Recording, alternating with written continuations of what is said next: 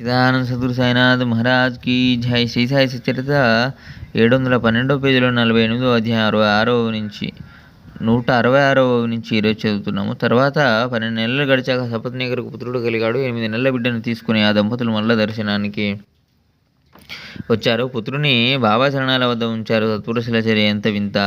ఆ ఇద్దరు చేతులు జోడించి ఏం మనవి చేశారో వినండి. సాయినాథ, ఈ ఉపకారానికి ఎలా రుణం తీర్చుకోవాలో మాకు అర్థం కావడం లేదు. మీ శరణాలయందు శిరస్సు నుంచుతున్నాం. మేము హీనులం, దీనులం, పామరులం. ఈ అనాథుల పైన మీ కృప చూపండి. ఇక నుండి మీ శరణాల వద్ద మాకు నిరంతరం ఆశ్రయం కలగనీయండి. జాగ్రత్త అవస్థలోను స్వప్నావస్థలోను అహర్నిశలు విశ్రామం లేకుండా అనేక రకాల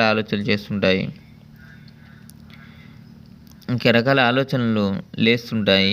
అయినా మేము మీ ఆరాధనలో ఉండేలా అనుగ్రహించండి. మురళీధరు అను అబ్బాయి, తర్వాత భాస్కరు, దినకరు అను మరో ఇద్దరు బాలురు కలగగా సపత్నీకరు సంతుష్టుడయ్యాడు. భార్య బిడ్డలను వెంటబెట్టుకుని సపత్నీకరు సాయి దయామయునికి ఆనందంగా వందనం చేశాడు.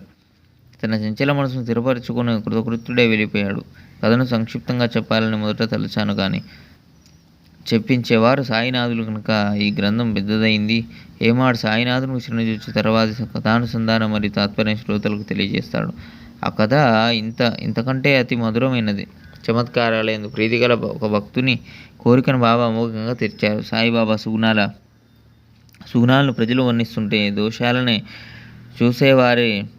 చూసేవారు వారిలో అవగుణాలను చూస్తారు. స్వార్థంలో కానీ పరమార్థంలో కానీ ఏ శ్రద్ధ లేక దోషాలను మాత్రమే చూడడం వారి ఉద్దేశం. సాయిబాబా సత్పురుషులైతే వారు తమ మహిమ యొక్క అనుభవాన్ని కలిగించాలి. నాకు ఏ అనుభవం కలగకపోతే నేను వారిని అసలు నమ్మను అని కేవలం బాబాను పరీక్షించాలనే ఉద్దేశంతో వెళ్ళిన వారి కోరిక కూడా తీరింది.